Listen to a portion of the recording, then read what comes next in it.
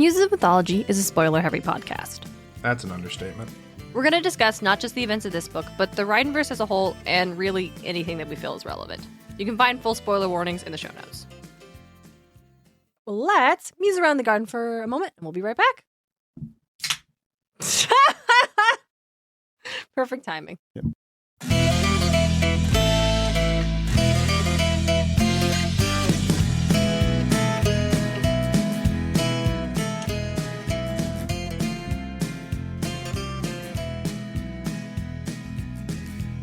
Welcome to Muses of Mythology, a podcast where we explore how ancient myths become part of modern pop culture through the lens of Rick Riordan's The King Chronicles. This is Story 115, Thoth. I'm your co-host and podcasting muse, Darien Smartt. Joining me is my co-host and brother, DJ. How's everybody doing today? DJ the Muse and playing Terraria right now. Really? That's the 2-day game I've been playing that you've been walking me on. Oh. Yeah. Having a good time with it. We're playing through a calamity run, me and my buddies. So cool. It's a blast. I'm glad you're enjoying it. Yeah. All right, well, let's muse around the garden for a moment, and we'll be right back. Okay, DJ? Yeah. Well, this episode was supposed to come out last week, and it didn't. And I'm sorry for that. I played Hades 2 instead. Hey, I don't blame you. That game is great. The game is great. I played Hades 2, and I was beta reading a friend's book. So, like, those are the decisions I chose. And then I told DJ, hey, the episode was supposed to come out, and it's not because I haven't researched it. And DJ said, I'll research it. So I did. Because DJ's always willing to do that. And I just don't ask for help until the house burns down. So, hey, DJ. Yeah. What are we talking about today? Well, Darren, what do you remember about Thoth? It's Thoth. Rick. It's Thoth. You should know better. And I'll get into that. Okay. What do you know about Thoth from the books? What do you remember? I remember he is the generally kind of wisdom god of writing, medicine and magic, Ibis-headed deity. We meet up with him in the Red Pyramid. He is hanging out in the pyramid in Memphis, which was once a sports arena, a very poor design for a sports arena. It's poor design for a hotel, too. Yeah, it is. And today, like as in today, it is a Bass Pro Shop. Shout out, dude. It is the Bass Pro Shop. How much do you think that cost Bass Pro Shop? I'm honestly, I bet they got a great deal on it because I do think it was empty for a long time. It's like the city's like, what the fuck are we going to do with this thing? Yeah. So I think but when the book was written, it was abandoned, and that is where he was hanging out. He told the kids to go to Graceland to get some stuff about magicians, but really it was just to mess with them. Yeah. That's where we find out that, not where we find out Zia is a Shopti, but where we get the idea that she could be a Shopti because the magicians. Because we find out about Shoptis. Yeah, we find out that powerful Shopti could mimic humans because Thoth sends Shopti after the kids. Thoth sends Shopti after the kids. He also is the one that clues them in on Bast being the cat who was supposed to be fighting Apophis. Mm-hmm. He opens a portal where they're like, I thought you couldn't do that during the demon days. He's like, a magician can't, but a god of magic can, which is how at the end, we get Sadie knowing when she is acting as the Eye of Isis, she could open a portal because she is a goddess of magic during the demon days. And that is Thoth in the King Chronicles. Yeah. How'd I do? You did great. Thank you. From what I remember about the King Chronicles. Yeah, that's about right. The reason I say Rick should know better as to how his name is pronounced is that it's his Greek name. Thoth is his Greek name. And so we have Greek spelling and Greek letters all over the place. Yeah. And it's Theta Omega Theta. Yeah, okay. Yeah, so it's and funny enough, it's written like Owo. Owo. No. It's like that circle with the line, W circle with the line. Okay. And motherfucker should know better. How does Rick say it's pronounced? Tote. Like a tote bag. No, I say it's pronounced that way. No, Rick says it's pronounced that way in the book. Oh, does he? Yeah. Oh, I missed it. Yeah, I they did the whole tote bag joke. Yeah. No, are you sure that was me? That was in the book. Because I was perturbed by it because I play SMITE and it's pronounced Thoth and SMITE. And I'm like, all right. Are you sure that wasn't me? Okay. Positive. Okay. It might be a chapter title. Bring out the book. Oh, shit. I don't have the book. Oh, damn. I'm not good at spinning a narrative for these teaching lessons. I don't know how to make a lesson plan. I'll say it like that. That's a better way of putting it out, right? Darien makes a wonderful lesson plans every thanks, week. DJ. So we'll go through. His Egyptian name is Jehuti. Oh, okay. Yeah, and it literally means he who is like the Ibis. Oh, cool.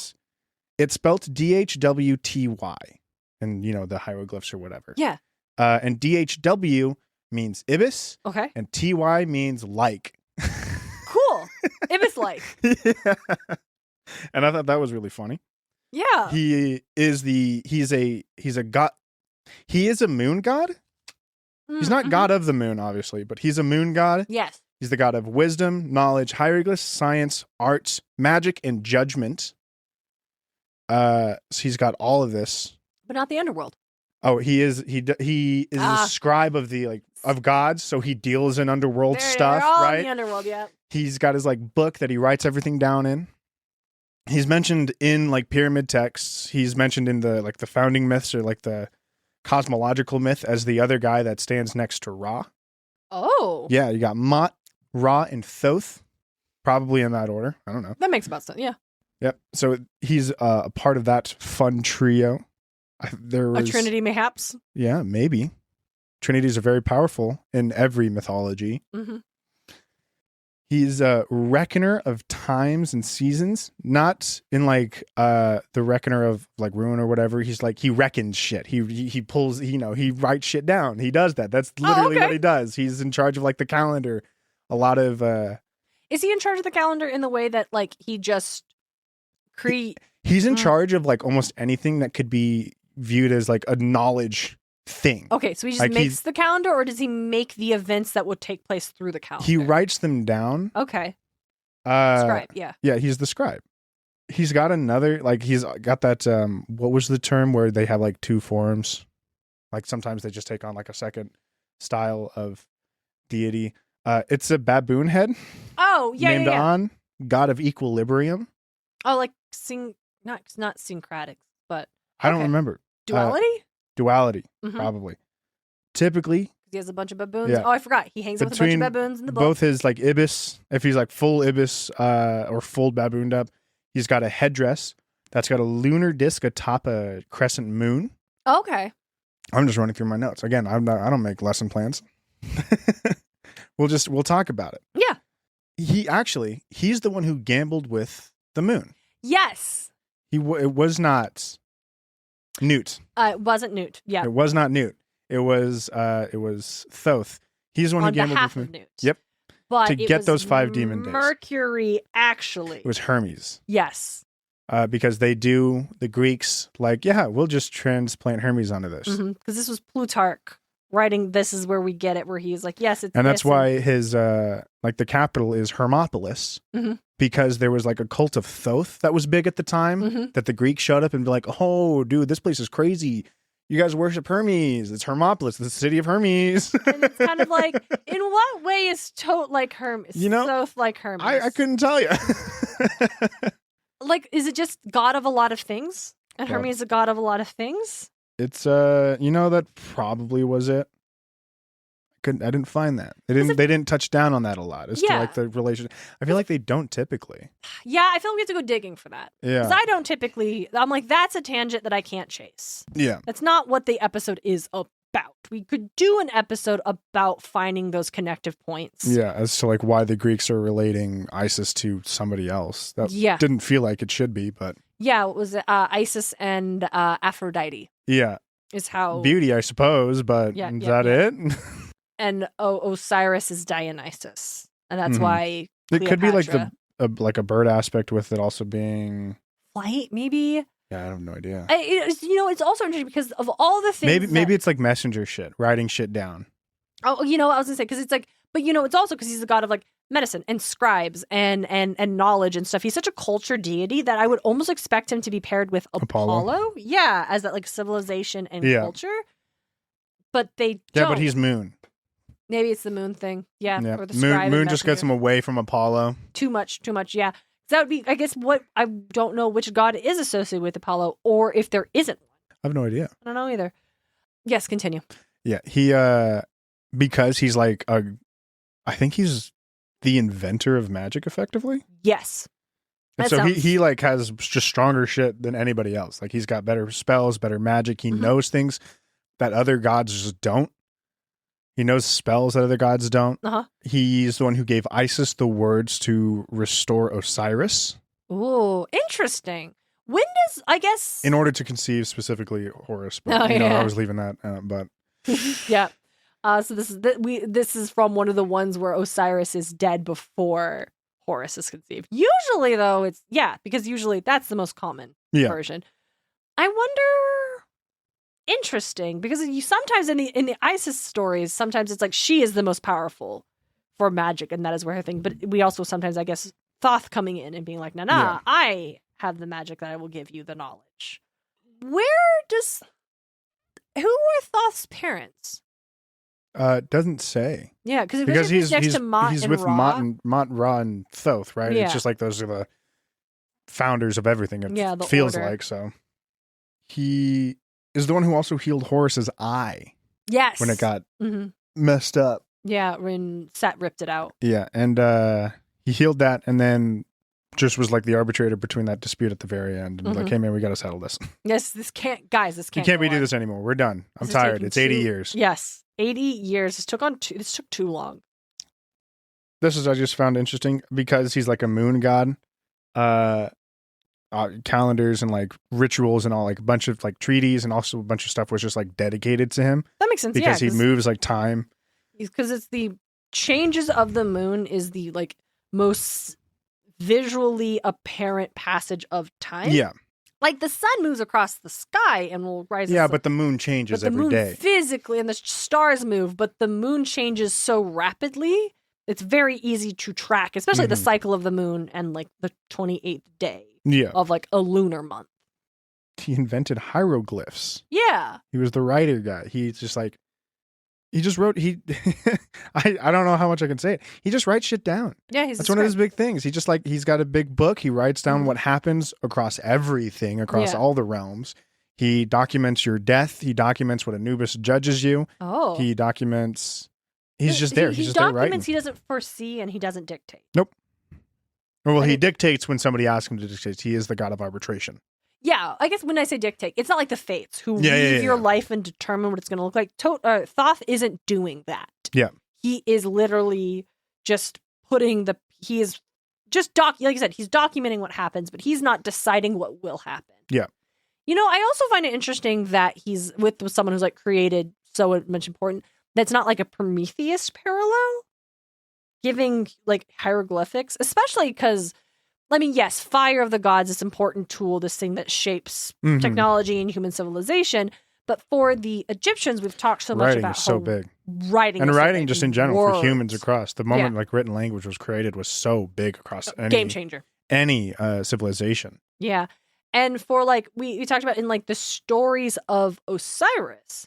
Sometimes we'll not actually say Osiris died, even though that is what happened in the narrative. But the idea of writing it down into word and making it real is so like almost like an ever-present threat of a side effect of like writing things down. Yeah. When you write it down, it becomes permanent and tactile and real. And I don't know if the spoken word was considered the same or if it's just the written word. No, because you when you were speaking, you were trying to recall that memory, but so it was ever changing. Right? Yeah, that's such a good point. And also, like in images, there's like we talked about the in Serket, the serpent or the scorpion god. Her scorpions are depicted very weird because we don't want to accidentally call upon a scorpion in art. That's why humans look kind of weird. It's not just because we don't have like the artistic techniques haven't been created yet. It is also because we don't want them to look too much like us. Yeah, it's we don't want them to jump out at us. Nor do you want to lose. The reason you see both hands, both legs at all times is because you don't want to lose them yourself, to potentially depict yourself as only one arm, and then all of a sudden you don't have your other arm anymore. Yeah.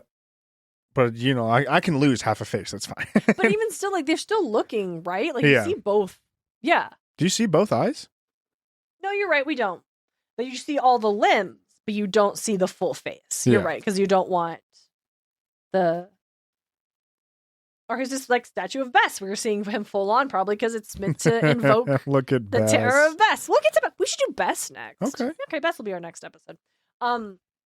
Yeah, but Thoth as hieroglyphs just cannot be understated. The cultural importance. No, of the god. writing is so huge. Yeah, dude. to give this god that. It's rough they were doing it on stone in a desert, but yeah, Listen, you do what you can with what you do got. what you can. Doesn't help that the Library of Alexandria was burned down. Listen, that's a problem. Yeah. Hate to see it. Hate to see it. Talked about the cult. The reason it gained prominence is because Hermopolis was becoming like just the capital. And so it's like this place started to get visited a ton, and the Greeks came along and they're like, whoa, dude, check this out. This place is kind of bustling. The biggest group is dedicated to Hermes. This place is the city of Hermes. It just renamed it, even though it definitely had it had a name, and I meant to write it down. It was even mentioned, and I feel bad. Do you want to I think it's in this, actually. Probably, yeah. DJ did use Richard H. Wilkinson's The Complete Gods and Goddesses of Ancient Egypt. Kemnu. Yeah. What did Kemnu mean? It doesn't say. Interesting. Maybe we don't know. It is uncertain whether the ancient Kemnu, which the Greeks called Hermopolis or Hermestown, Hermestown, in the Middle East, was the original cult center of Thoth, although it was certainly his chief center of worship. And they found, we've found millions. What is it? Mummified ibises. Yeah. All over the place in that place. There's a couple of places that are, and there's a couple of places that are assumed to be, what is it? Like places that were high worship of Thoth, because they either have mummified ibises or some mummified baboons. Sometimes, and when they're like both, it's like, yeah, of course this was Thoth, right? You know what? That's very useful for archaeologists. They would be like, well, this was a thing the Egyptians did to like honor their gods. So it helps us figure out what these sites were for when we find a lot of mummified animals here. It's like, dude, they related the gods to animals so tightly that we can just determine what this was a place of worship for. We don't got to try to guess. Yeah, we talked about that in the Bastet episode about like the cats, and it's like, yes, but this is a symbolic representation of the deity, not the deity itself. Yeah, and yeah, so like ibises were like a sacred animal of Thoth that wouldn't keep you from like sacrificing one for him. He'd probably dig that, actually. Yeah, it's a bummer in the books that Thoth doesn't play like a better role within the House of Life, because he's the patron of the Houses of Life, like the actual House of Life. He's a patron of it because they were scriptoriors. Scribes? No. Okay, it's a word. Scriptorias and libraries. Scriptorias are like where they went and just like rewrote shit down.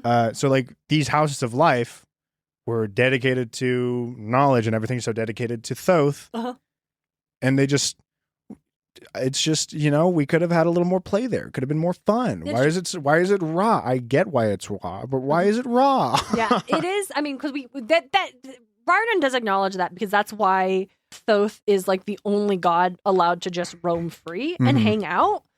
He's also the one that told Iskandar, hey, we probably should stop doing this whole magicians and gods things in the first place. And so like he does play with that, and that's why we can just go see Thoth and know where he's at, because he's never been captured, because they don't try to. But you're right, he could have been more like, wouldn't it have been interesting if he just kept showing up at the Brooklyn house? He's like, hey, what's good? He's just like in their fridge or something like that. Yeah, he just gives us like, we have a baboon there. Yeah, it just gives us find the baboon with Thoth later. Yeah. He just gives like kind of Doc Brown mad scientist vibes. Yeah. But like, I would have liked to see him more. I like Thoth. Just hanging around. He doesn't have much to do, but wouldn't that be funny? He's just at the Brooklyn house. He's just moved in. Yeah. Because this is because they're accessing so much ancient knowledge there. Dude, I feel like Thoth would be so interesting to like see them and like resurrecting this and reworking it. Like him just being there. He could be a teacher. Yeah, he's the guy to go to. They never actually have a class, because he's always more than 15 minutes late. Yeah. If they're 15 minutes late, you can just leave. So classes never happen, because he always forgets. But that would be really fun, and he's just like really interested in Walton. It's like, what the fuck? It's like, I don't know, I'm just fascinated with you. because of all the weird stuff around Walt. Like that would have been a much more interesting. I don't know. Listen, we could sit here and rewrite the books all day, and we will. It just could have been more interesting. Yeah, that's kind of all I got on Thoth. What was the most interesting thing you learned about Thoth? That he gambled with the moon. Yeah, I didn't know that. No, it is.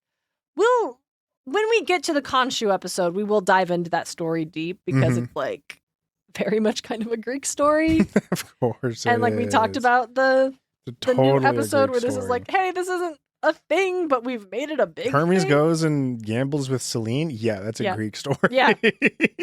To get more days for Rhea to give birth. Yeah. Crazy, but fascinating. And that feels way more of a Greek story because of the idea of Rhea and Kronos and all that stuff. Yeah, Kronos locking time down. Be like, well, let's get some time he doesn't have under his control. Yes, I would love to see that adapted and the Greek context instead of the Egyptian context, because that's what it actually is. Locking time down to prevent the birth of his son that's going to overthrow him, that he knows is going to happen. Yeah, but then how do we get Hermes if Hermes is a son of Zeus? I guess we just have Rhea gamble with Selene. He ran so fast he went back in time. The Flash. No, maybe we just take out Hermes and we have Selene do it. We just have Rhea gamble with Selene. Yeah. Yeah. We do that story. Like, that's more interesting, right? Or Selene just helps, right? Yeah.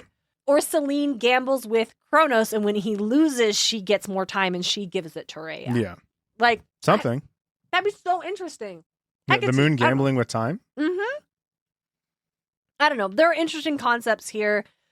And my biggest critique of Rick Riordan to date is how he chooses the source material he's going to use to be the biggest influences of his ones, and how often... Why did you choose Thoth? Where did that even come from? That wasn't in like anything that I read. Are you sure that wasn't a thing I said? Positive, okay. Darren, because he makes the tote bag joke like 3 times in that chapter. I'm going to go get the book. Go get the book. Crash Course Mythology series, and they referred to Thoth as tote, and they gave it tote bag. And that's why I kept using it. But I've decided this episode, Thoth makes way more sense. I'm going to stop doing that. On the Riordan Wiki page, to see if maybe they mention what chapter he's in. And of course it doesn't build that way. But Thoth makes a vague reference to Percy Jackson and the Olympian series, where he mentions Hermes, who he states looks nothing like him. He appears to dislike Hermes. This is most evident when Thoth talks about Hermopolis. This hints he has seen Hermes and that the Greco and Roman and Egyptian gods might interact, or have at least done so in the past. Which, no, is not a reference to the Percy Jackson series. It is a reference to what you said earlier in this episode about, the Greeks rolling up and naming his city Hermopolis and connecting him to Hermes, even though they look nothing alike. Like, I don't think that gets to be a Percy Jackson reference. Sorry. Here's crazy. On the wiki, which I love wikis because they're crazy, his Greco-Roman equivalents in terms of attributes are Athena/Minerva, Artemis Diana, Hermes Mercury, Hecate Trivia, and Selene Luna. Okay, that's a weird thing to say. Okay, I mean, to be fair to the book, Thoth does appear in a later one. He gets a brief appearance in Throne of Fire, where he's just in the background where everyone else is at the party and they're all kind of pissed that they brought Osiris back. And then in Serpent Shadow, Apophis does trap him in the pyramid on top of like his pyramid, right? He's trying to protect it from Apophis's onslaught, so that's why he can't help them. And I don't think that that's a good reason. Oh, and it's because they're like, hey, we could do this spell to destroy Apophis's shadow and destroy Apophis, but Thoth doesn't want to help them because that's crazy. He also doesn't show up in the big final fight, which is very disappointing. Why doesn't the god who's the patron of the House of Life show up at the big final House of Life brawl? Oh, he's probably just having to fight off Apophis's other forces. Boring. That's a bad reason, Rick. Let the bird god fight. Yeah, maybe it was just the narrator that said tote. I don't remember. It doesn't seem to actually explain anything in the... I swear to God, they also made that tote bag joke. I think maybe conflated it. Certain. But I remember they did say tote in the recording. Okay. So. Solved it. Hooray. Yep. But it's Thoth. Yep. DJ is Thoth in SMITE. He is, yeah. He's a mage. Was a mage. It's SMITE 2, whatever. Oh. He does a lot of magic damage, and his thing is he can empower his basic attacks for 3 strikes to shoot in like a wider array and go through walls. Mm-hmm. And he has a dash that after he finishes dashing, he can throw little beam that roots people. And then his ult is he summons a just like big triangle hieroglyph starts showing up, and he screams. And after charging for a bit, he throws it forward to do damage. Mm-hmm. And his like the gimmick of his kit is that he has a wall he could throw up to double the range of everything and increase the power of everything. His title is Arbiter of the Damned? That is, yeah. That seems a little intense. I mean, it's true. He's an arbiter of the damned sometimes. He looks like a bird. Yeah. Okay, sorry. Let me be clear. Yes, he has the head of an ibis. His hands also only have like 4 fingers and are just bird talons. Yeah, they take some choices. They did big swings for Birdman. He's great though. Big fan. He's got some fun skins. Beaky Bot's my favorite. Beaky Bot? I'm trying to get to... While you're doing that, I'll read the lore. Legends tell of a tome of magic wherein all the secrets of the world can be found, where the spells to change the fabric of reality are written, and where the knowledge to master death is inscribed. The legends understate reality. So powerful is this book that the mere flipping of pages sets gods on edge. This lexicon of legerdom was no product of happenstance. Every incantation, every inflection was carefully crafted by a god beyond comprehension. Of wisdom so transcendent, he willed himself into being. He is Thoth, the scribe of secrets. 3 great battles there have been, and at each, Thoth was present, aiding the forces of order to triumph over chaos. When Ra faced the world serpent Apophis for the final time, Thoth's spell shielded Ra against the reptile. When Osiris was dismembered by his brother Set, Thoth taught Set the incantation to reassemble him. And when Horus, the child of Set and Osiris, battled Set once again for control of the kingdom, Thoth's rituals cleansed the young man of Set's vilest poisons. All of the secrets, the power, the wisdom of the universe, Thoth has placed into this book. He is the guardian of this knowledge, invoking it only to save the world, to keep it from descending into disorder. But now the world is falling into chaos. God battles God. The heavens quake, the earth shudders, the seas boil, and the mortals cry out. If ever there was a time for Thoth to break the binding of his book, it is now. This world is unprepared for the secrets he will reveal. His book also looks like a bird. His item has been in the game since the beginning. Does it look like a bird? It looks a little birdish, yeah. The little blue pearls gems on either the eyes, and then the binding of the book is like 2 separate pieces. It looks a little owlish. Looks a little owlish. But he's there's an item book of Thoth that's been there since like pretty much the beginning. Oh. And it's like a magic item that you gain stacks of mana and magic power. Uh-huh. It's a lot of fun. That's really cool. I'm looking at the skins. Yep, Beaky Bot is cute because he just kind of looks like an old school robot. Yeah. I like Beaky Chibi because it's a cute little chibi. Beaky Chibi's great. Geek Beak's a lot of fun. Geek Beak's a lot of fun. Look at this. His voice lines are really like hipster style. Oh. He's got a bow tie and a hat. Yeah.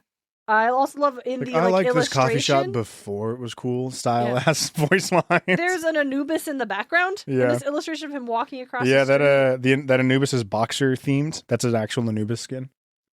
And oh, fun. Yeah, he it's good. They just have like stuff like that a couple times. There's also a twisted jester, where he is a dead bird skeleton in a jester outfit, and I'm like, why? Because why not? Who cares?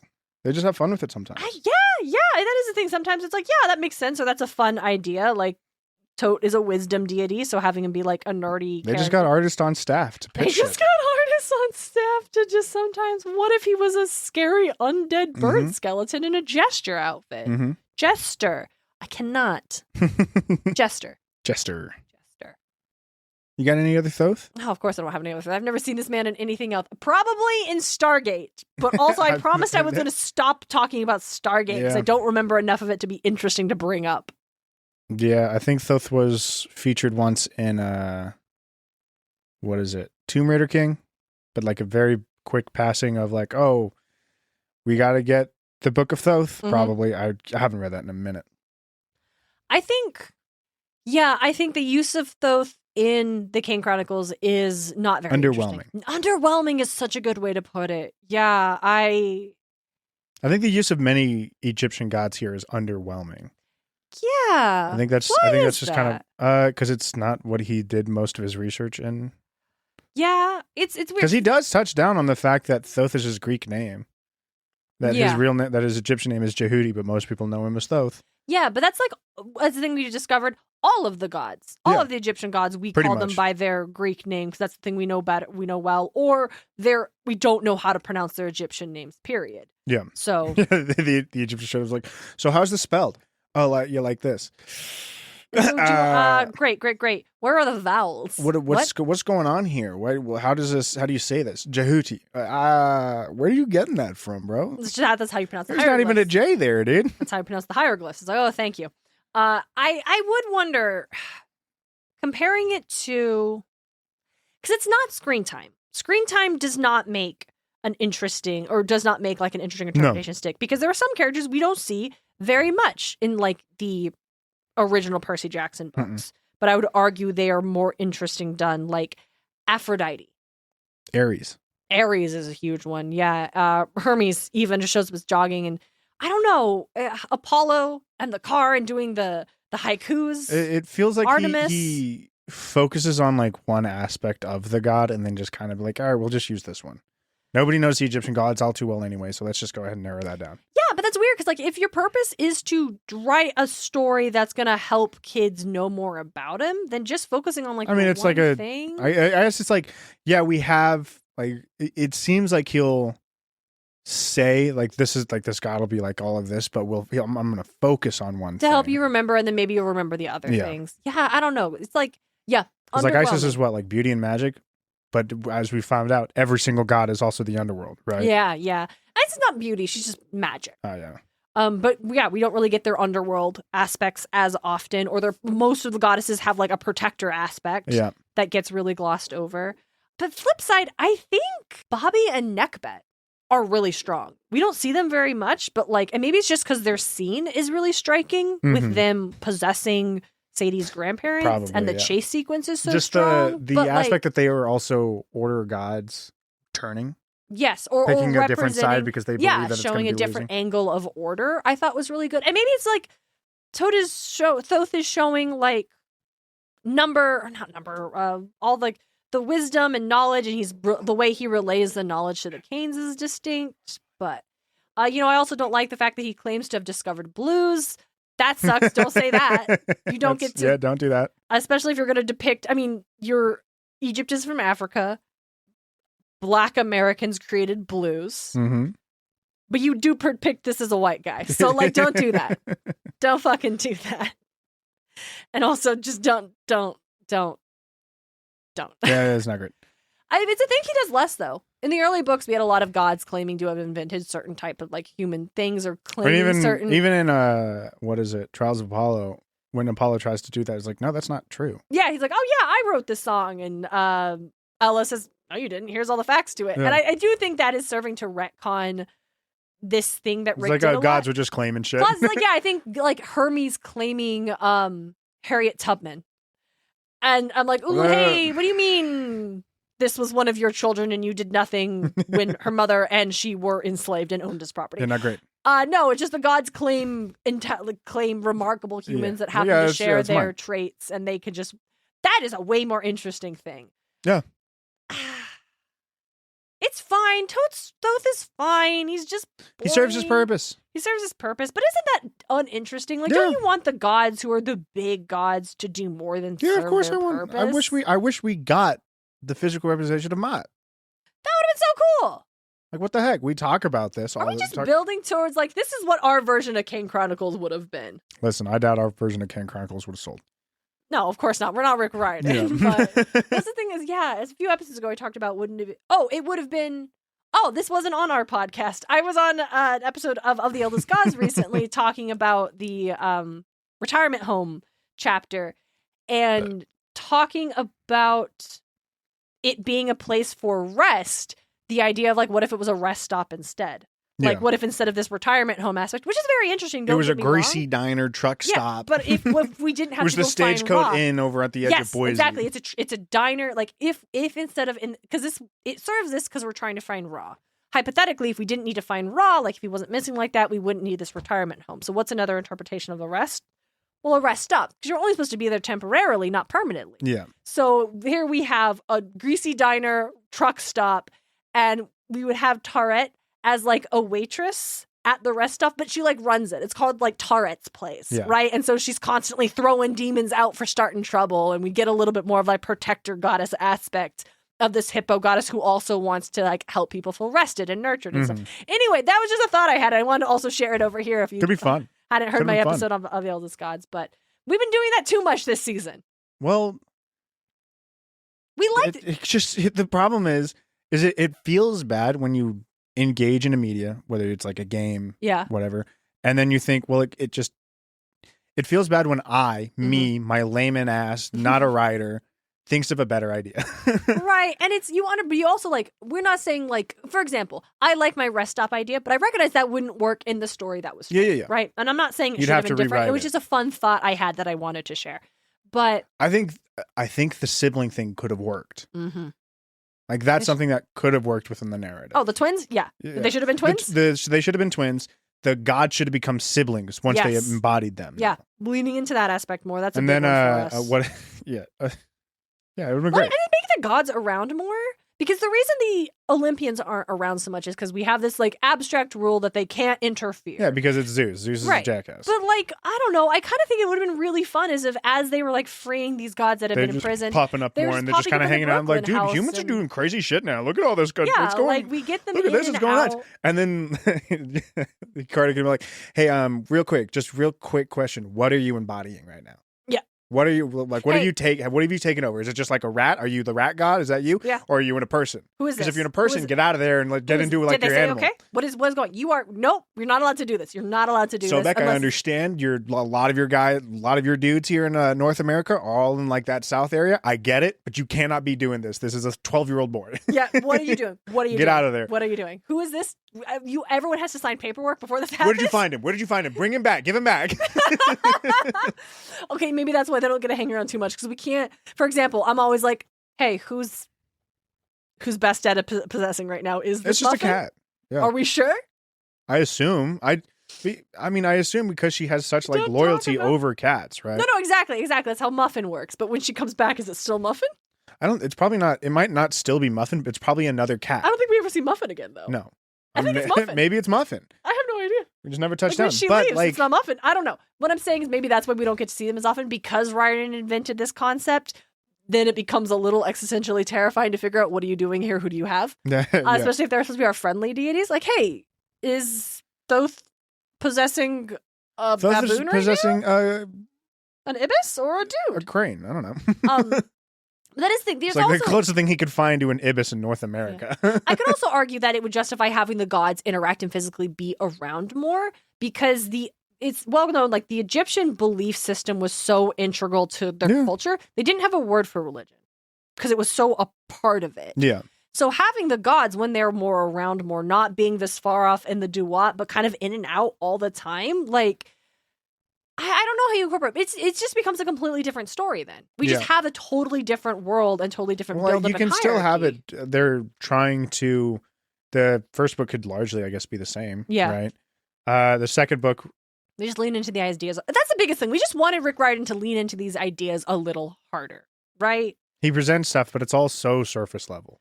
Yeah, and this is why he mile wide, inch deep. This is why he does better when he's writing one book at a time. Yeah. Or focusing on one series at a time. When he's got too much overlap, that's where we start to see things are rough.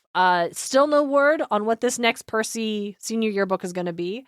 No confirmation if we're going to get another Nico book, which we might. Apparently during the book tour, they really hinted that there was some other threads they had put in that they'd love to expand on. I don't know what that could be, but I didn't know what Court of the Dead was going to be, so... Yeah, right.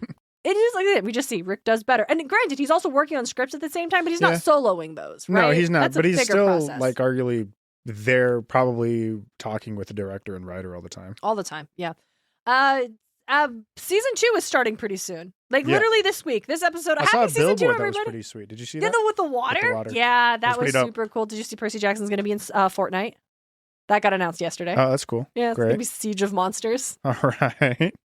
So I saw Danny Phantom was in Fortnite, so Huntrix is in Fortnite. yeah, Like, there's a lot of this shit. isn't There's news. a lot of shit going on. But I guess, hey, happy release week, everybody. Does this episode come out on release date? No, it's the 10th.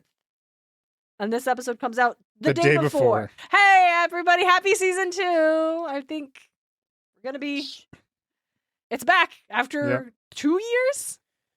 Yeah, Take because your 2 time. years ago was the I don't know. season 1. Make it good. Yeah, we'll see. Don't do a Sea of Monsters movie. I don't think they will. I think we are promised that it will not be a Sea of Monsters We movie. were promised that we're not going to deal with Kronos in this series. That'd be so That'd be crazy. crazy. That'd be And then reveal Thalia right at the end. And then to the audacity that they thought they were gonna get more. Dude. What do you think you're good? You just ended it here. What are you talking about? They just dealt with Kronos. Why are you introducing Thalia? That was so silly. Oh my gosh. Yeah. So Still haven't even seen the movie. I just know that, and I'm like, I don't need to see the movie. That's stupid. no, we don't need to watch the movie, but we will be watching this. So Yes.